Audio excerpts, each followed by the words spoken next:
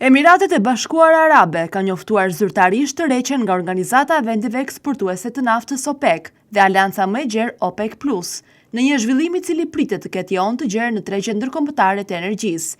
Vendimi do të hyjë në fuqi më 1 maj. OPEC mundëson bashkëpunimin e vendeve kryesore të naftës dhe vendeve të varura nga nafta me qëllim që të ndikojnë kolektivisht në tregun global të naftës dhe të maksimizojnë fitimin.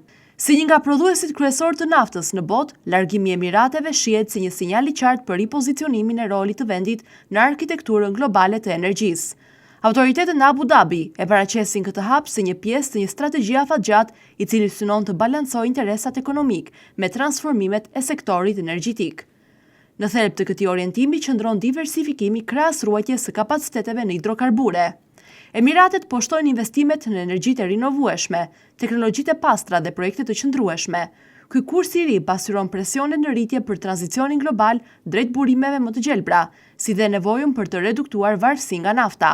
Dalja nga OPEC dhe OPEC+ pritet jap vendit më shumë hapësirë për të përcaktuar në mënyrë të pavarur nivelet e prodhimit dhe strategjitë e eksportit. Megjithatë, ekspertët paralajmërojnë se ky vendim mund të ndikojë në ekuilibrat e tregut ndërkombëtar të naftës dhe në marrëdhëniet me partnerët tradicional.